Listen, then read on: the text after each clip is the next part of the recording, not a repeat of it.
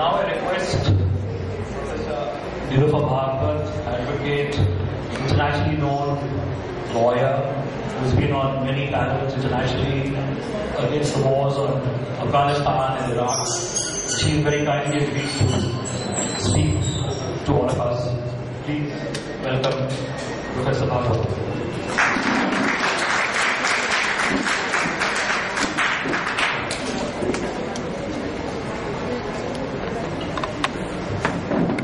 यहाँ उपस्थित नागरिक,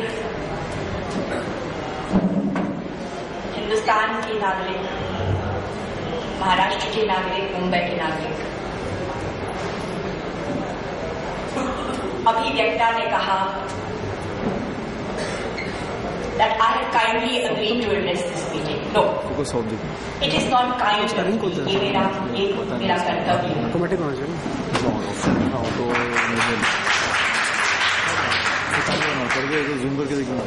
और अगर मैं ये कर्तव्य अदा नहीं करूँ, आवाज उठाने के लिए जब अन्याय हो रहा है देश में, अपने शहर में, तो फिर मैं इस काबिलियत नहीं हूं कि मैं ये कह सकूं कि मैं नागरिक हूं या मैं एक वकील हूं. अखबारों ने कहा, कई अखबारों ने कहा कि बहुत गंभीर आरोप है डॉक्टर विनायक सेन के खिलाफ, सुधीर ठावरे के खिलाफ, और डॉक्टर विनायक सेन, सन्याल के खिलाफ, पीयूष गोयल के खिलाफ ये कहा गया है कि ये राजद्रोही है.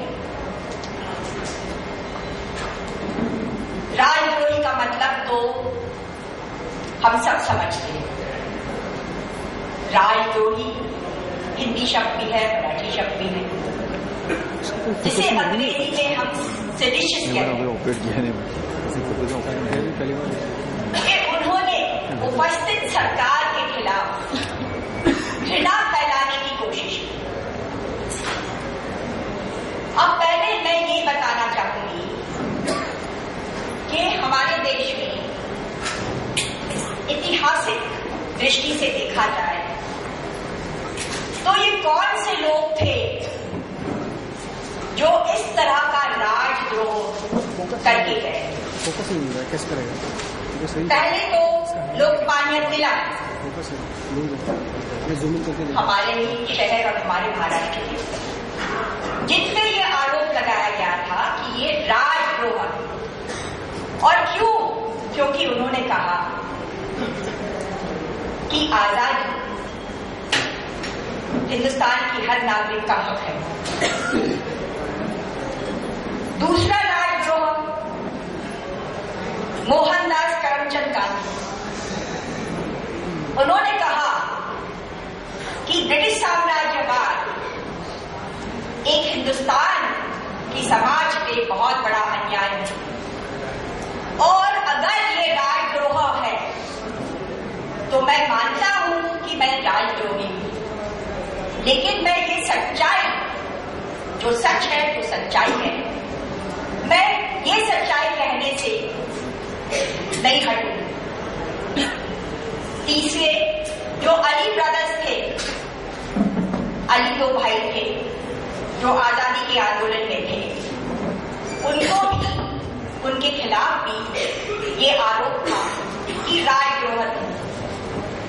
चौथे, मीरठ कॉन्स्पिरेसी केस में कई हमारे राजनीतिक क्रांतिकारी जो थे, उनके ऊपर भी राजद्रोह का आरोप था, और उनमें भगत सिंह भी थे और अन्य लोग जो बाद में उन्होंने कई ऐसे वहां व्यक्ति भी थे जो बाद में उन्होंने कम्युनिस्ट पार्टी ऑफ इंडिया का स्थापना किया. उसके बाद आते हैं सुभाष चंद्र बोस के आए के लोग, Indian national army of Subhash Chandra Bose, जिनके खिलाफ भी राजद्रोह का आरोप था, क्योंकि वो मानते थे कि साम्राज्यवाद के खिलाफ लड़ना हमारा हक भी है और कर्तव्य है। तो आईने के खिलाफ भी राजद्रोह का आरोप था और उस समय के हिंदुस्तान के सबसे महान वकील तो माने जाने नेता भी थे, आईने के डिफेंस में उन्होंने वकालत की थी। अब आई हमारे डॉक्टर विनायक सेन की बात। राजद्रोही जस्टिस पीपी वर्मा ने कहा, जज पीपी वर्मा ने कहा अपने ही जजमेंट में कि ये नक्सली ख्यालात के लोग हैं और नक्सली लोगों को सपोर्ट करते हैं। अब इंटरनेट पे किसी ने पूछा कि ये नक्सली लोग कौन है, क्या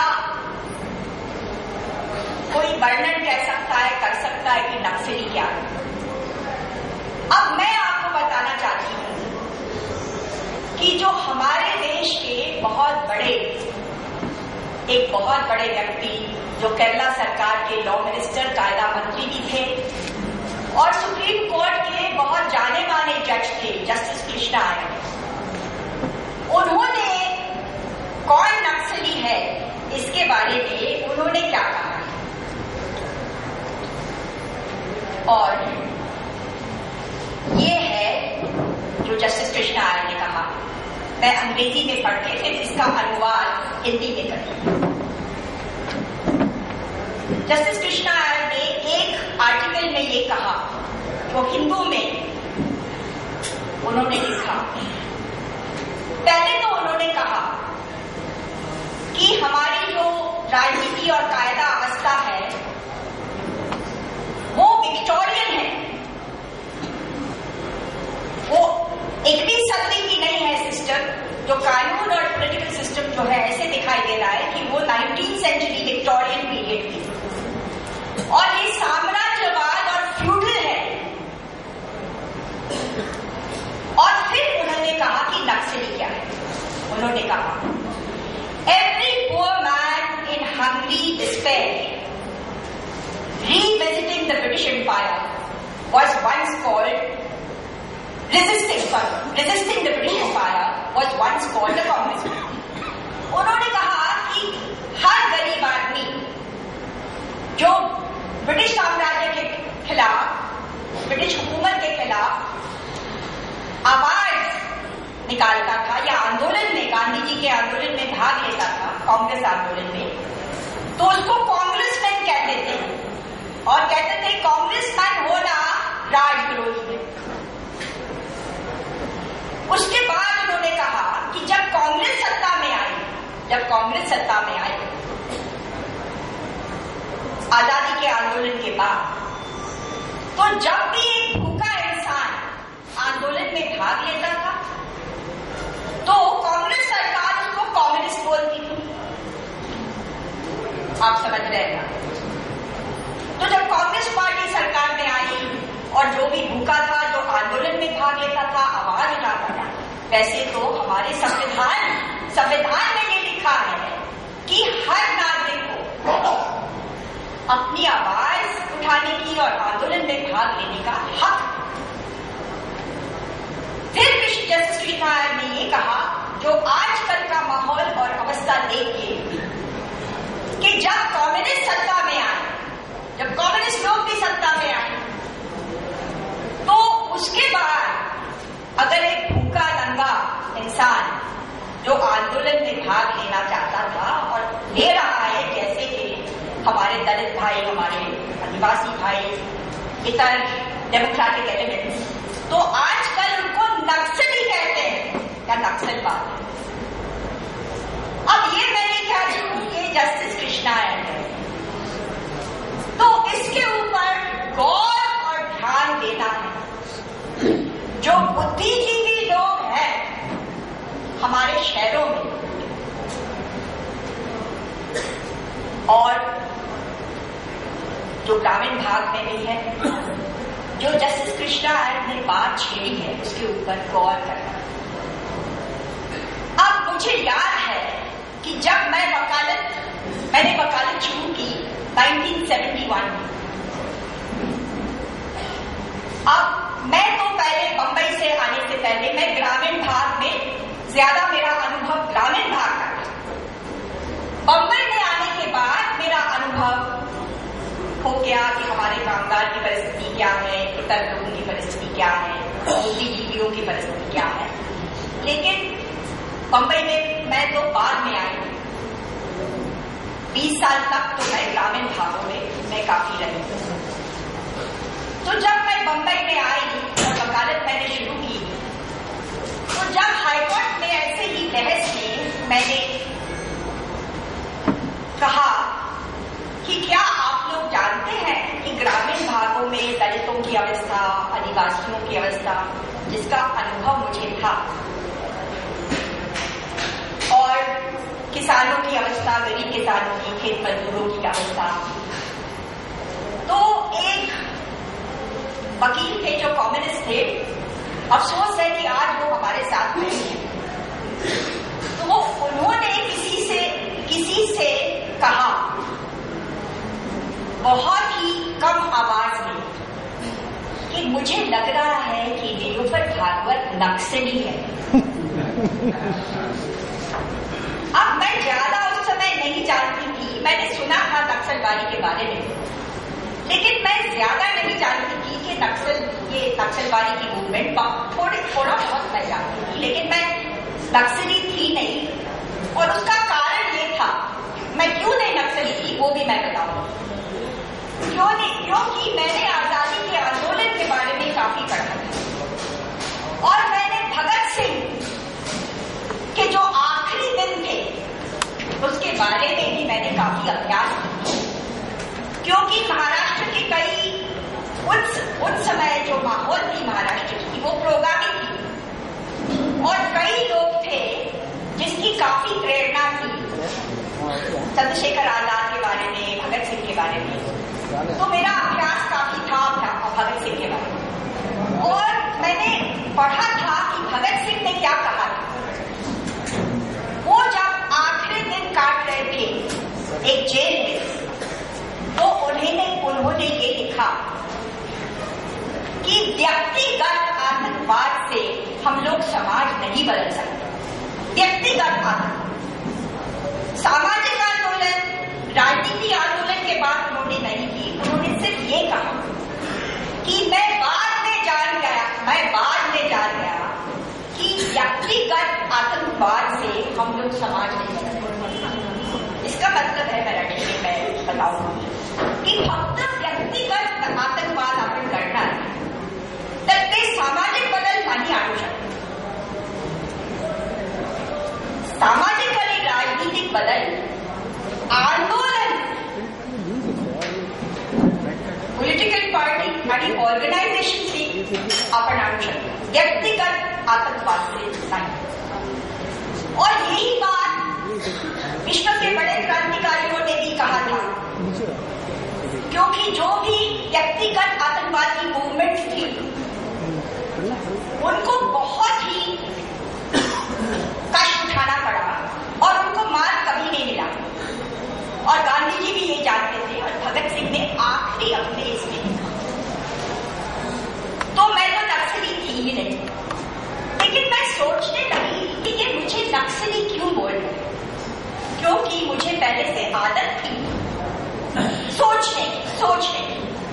आज हमारी सरकार चाहती है कि हम अपना सोच विचार बंद करके जो भी ये कह रहे हैं हम मान जाए. फिर आहिस्ता आहिस्ता मैं समझ गई कि ये जो वकील है, वरिष्ठ वकील है, सीनियर वकील है, मैं तो बहुत जूनियर थी उस समय, ये मुझे नक्सली इसलिए कह रहे हैं क्योंकि इन लोगों का जो एक्सपीरियंस और अनुभव है वो सिर्फ शहरों के बारे में और ट्रेड यूनियंस के बारे में, ऑर्गेनाइज सेक्टर के बारे में है. Bank employees union, LIC unions, public sector unions, organise trade unions जो मजदूर है फैक्ट्री में, लेकिन इनको अनुभव नहीं है ग्रामीण क्षेत्र के बाहर. तो इसलिए वो मुझे नक्सली कह रहे हैं क्योंकि कोई भी किसानों के बारे में, खेत मजदूर के बारे में और आदिवासियों के बारे बारे में बात करेगा तो ये लोग समझते हैं कि ये लोग नक्सली है, क्योंकि उनका अनुभव बिल्कुल अलग है और वो जानते भी नहीं है कि आज तक बहुसंख्या जो है वो ग्रामीण भाग में है। वो 71 की मैं बात कर रही हूँ, जब 70 से आधा तक के, और आज भी 60%, 60-65% वही हालात है। और आजकल जो संगठित कामगार है उनको भी कभी नौकरी चली गई तो वो भी जाते हैं ग्रामीण भाग में, फिर आते हैं, फिर जाते हैं। हमारे इतिहास है, हमारे ये गिन्नी कामगार का इतिहास मैं दे रही हूँ, उनके ऊपर क्या।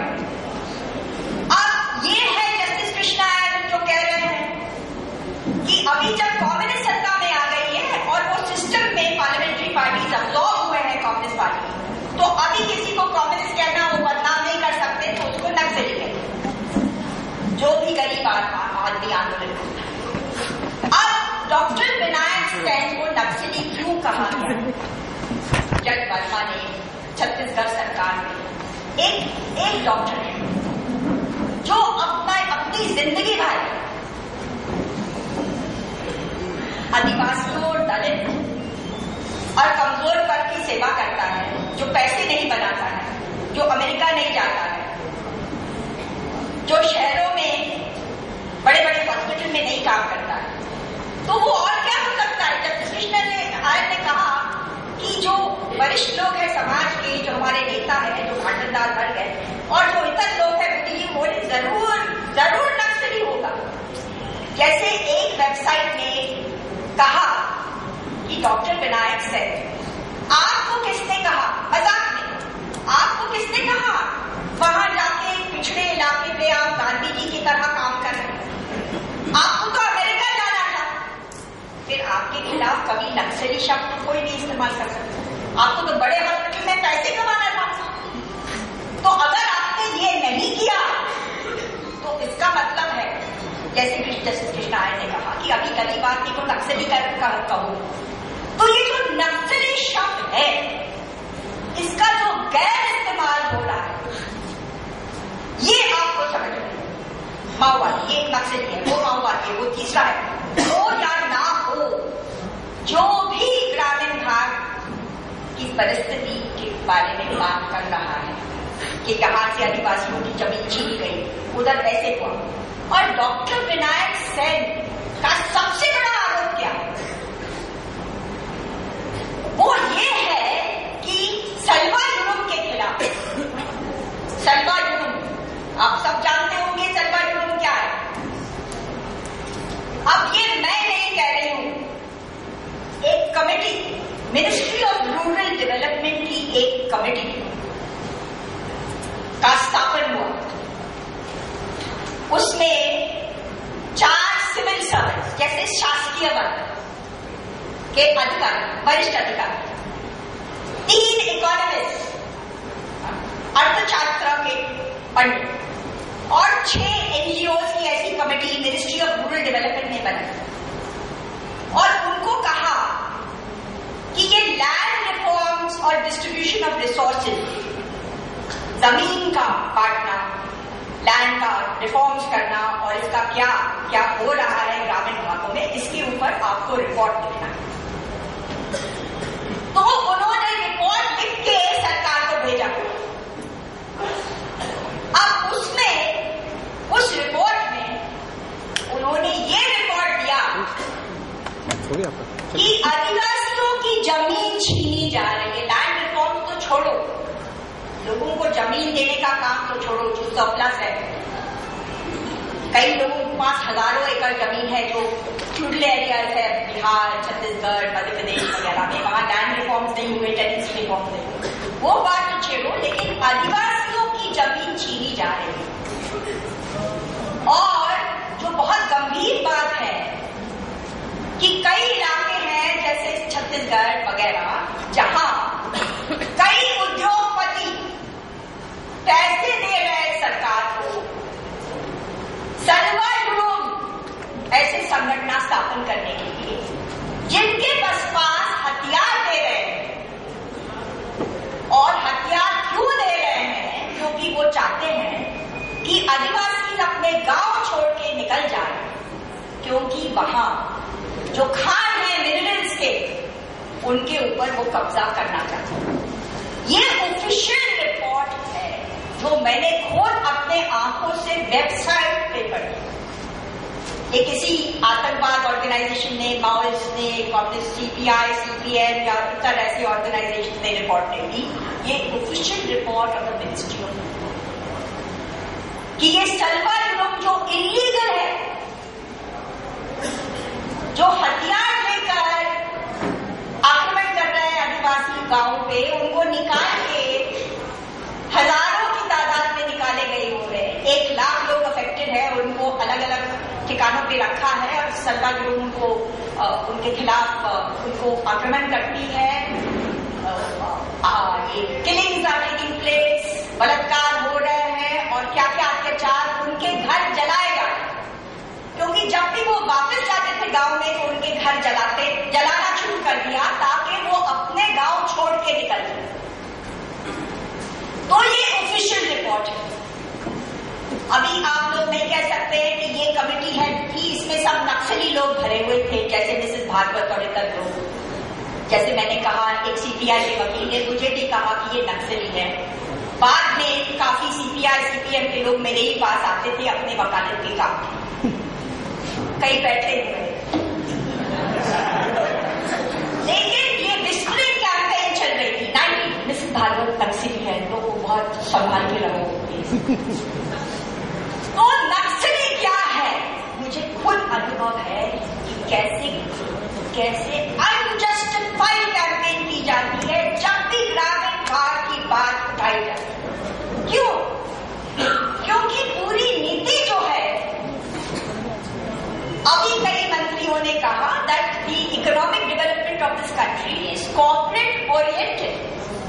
एक मिनिस्टर ने कहा, मैंने नहीं कहा, अपने minister of civil aviation Praful Patel ने कहा, और सच्चाई है उसकी बात, that now the entire orientation is corporate oriented. तो कॉर्पोरेट ओरिएंटेड नीति में और क्या कहा जाएगा? अगर किसी ने कहा कि देखिए वहां क्या हो रहा है, आत्महत्या कर रहे हैं किसान, उधर से आदिवासी लोग वो कहां जाएंगे, उनको निकाला जा रहा है गांव में, तो उनकी जमीन जब्त करने के लिए और आप क्या करेंगे? नक्सली करेंगे। और क्या करेंगे? क्योंकि कम्युनिस्ट शब्द अभी रिस्पेक्टेबल हो गया है, जैसे जस्टिस कृष्णा। अभी आई एक दूसरे वरिष्ठ अधिकारी की बात, उन्होंने नक्सलियों के बारे में क्या कहा। अब ये है EN Ram Mohan, farmer director general border security force, farmer director general border security. उन्होंने कहा है कि जो ग्रामीण भाग में अत्याचार हो रही है आदिवासियों के ऊपर, उनके फॉरेस्ट राइट्स का हक छीना जा रहा है, और हिंदुस्तान में scheduled caste, scheduled tribes atrocities जो हो रहे हैं अपर कास्ट अपर क्लास से, इसलिए वो मेन वजह है ये नक्सलिज्म की मेन वजह वो है। और अगर किसी भी सरकार ऐसी राजनीति को बंद करना चाहती है तो वो सिर्फ डेवलपमेंट, प्रगति, रिफॉर्म उन्होंने कहा है जब तक दलित, आदिवासी और किसानों का हक नहीं दिया जाएगा, आप पैरामिलिट्री और मिलिट्री से वो प्रॉब्लम नहीं सॉल्व कर सकते। अब ये है EN Ram Mohan, farmer DG border security force, जो स्पेशल एडवाइजर भी रहे हैं होम मिनिस्ट्री के स्पेशल एडवाइजर। और आई अभी डी बंदोपाध्याय की बात। डी बंदोपाध्याय बहुत वरिष्ठ अधिकारी थे, उन्होंने वेस्ट बंगाल लेफ्ट फ्रंट के लिए जो पहले उन्होंने जो लैंड रिफॉर्म्स की, पहले अभी नहीं करते हैं, पहले किया।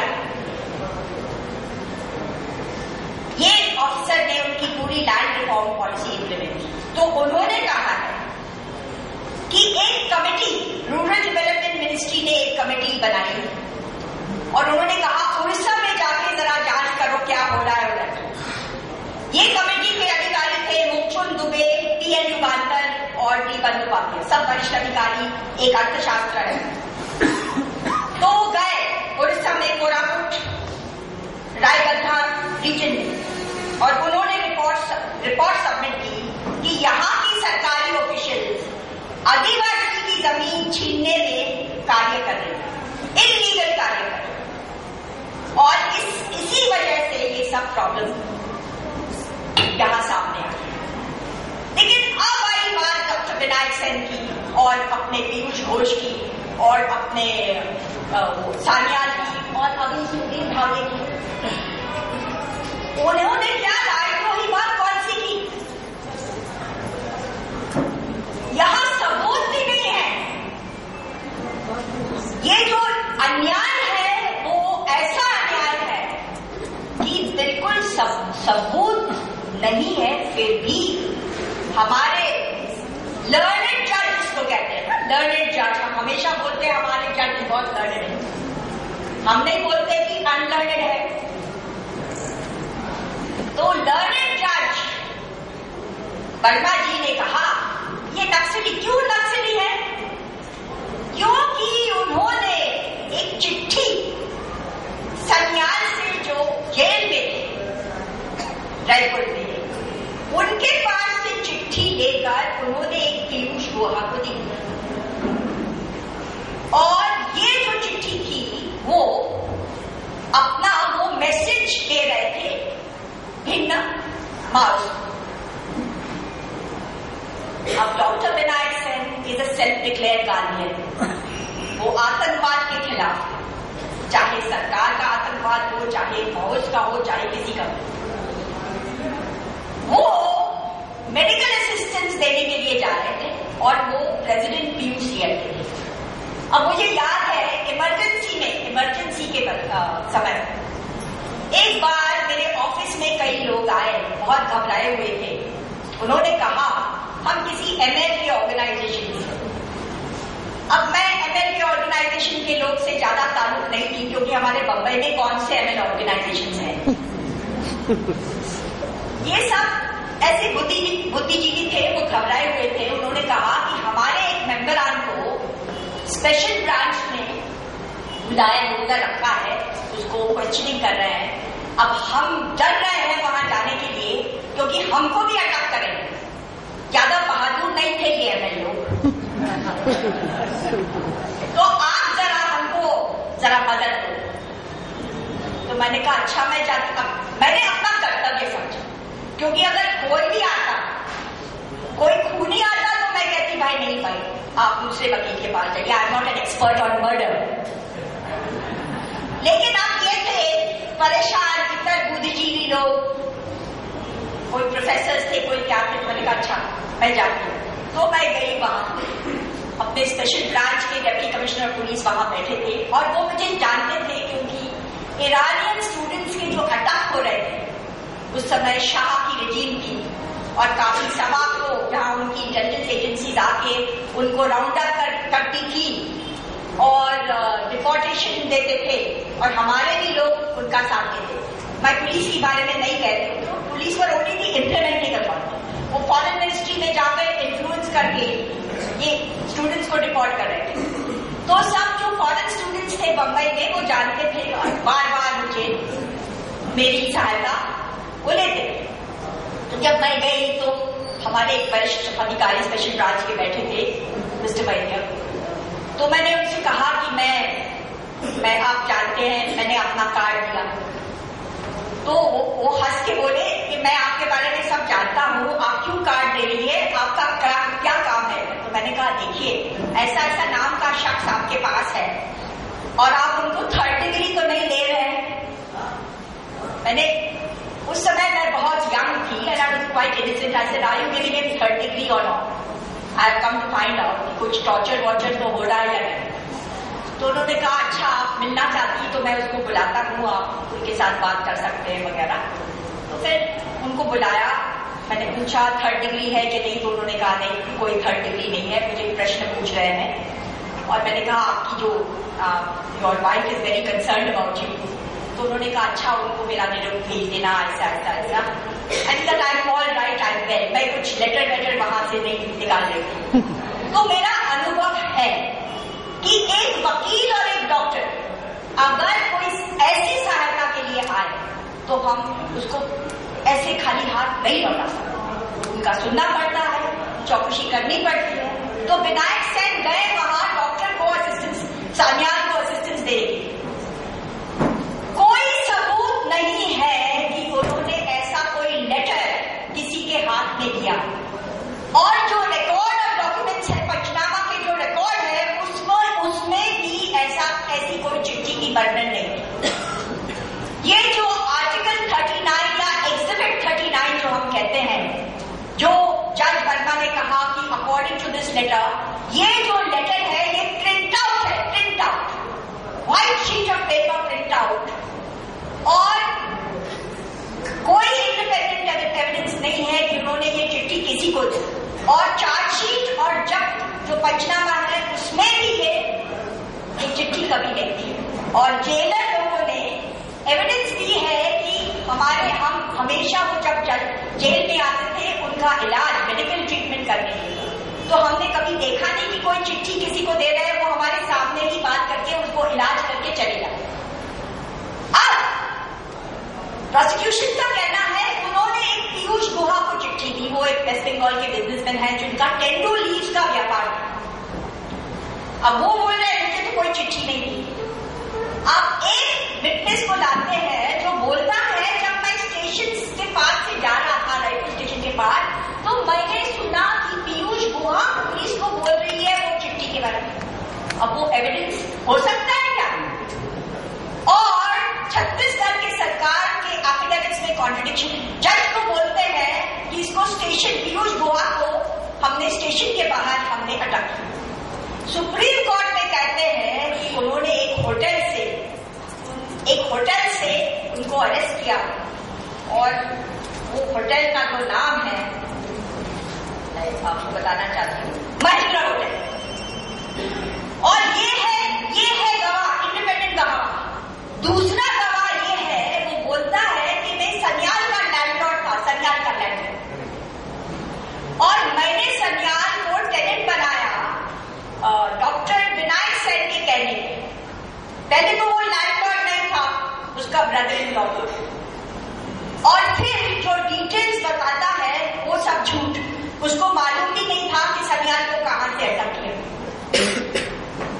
तो ये जो पूरा एविडेंस है वो एविडेंस है ही।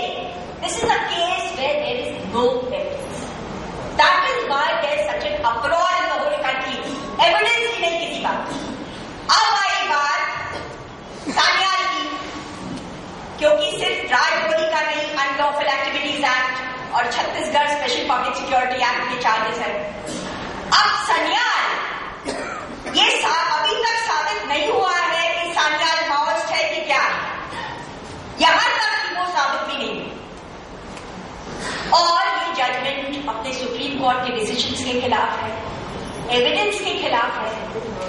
और फिर जज क्या कहती है, the political slant, it's clear, ये साबित होता है कि ये जजमेंट नहीं है, ये पॉलिटिकली इन्फ्लुएंस डिसीजन है। क्यों? वो कहता है कि इनके कंप्यूटर में कई आर्टिकल्स थे, कंप्यूटर पे, जैसे सुधीर धावड़े के बारे में ये कहना है कि उसके घर में 2 नक्सलाइट केसेस के चार्जशीट नहीं थे। कैसे थे? अरे पब्लिक डॉक्यूमेंट्स है। और कार्ल मार्क्स और लेनिन और माओ की किताब क्यों थे, वो तो अपने रेड्डी के यहाँ भी मिलेंगे, लेकिन उसको किसी ने नहीं अटैक क्यों नहीं किया? अपने जो प्रकाश रेड्डी के पास भी। और तो ये है, उसको बोल रहे हैं सुधीर धावड़े को, इंटरनेट पे आप मार्क्स, लेनिन, ये ही प्रेरणा देती है। वो कह रहे हैं ये ही डॉक्यूमेंट्स प्रेरणा देती। और अगर मैं कहूं कि डॉक्टर विनायक सेन की प्रेरणा महात्मा गांधी जी थे, तो शासन क्या जवाब देगी? और अगर मैं कहूं कि सुधीर धावड़े की प्रेरणा डॉक्टर आम्बेडकर से मिली, तो क्या कहेंगे? डॉक्टर कार्ल मार्क्स या लेनिन शेड्यूल कास्ट के बारे में, दलितों के बारे में, आदिवासियों के बारे में उनकी जो अनुभव था या वर्णन नहीं है उनकी किताबों में, क्योंकि वो एडवांस्ड कैपिटलिस्ट डेवलपमेंट कंट्रीज के नेता थे।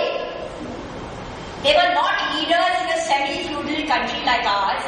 in which capitalist development has now taken place in very many regions. Those who did it have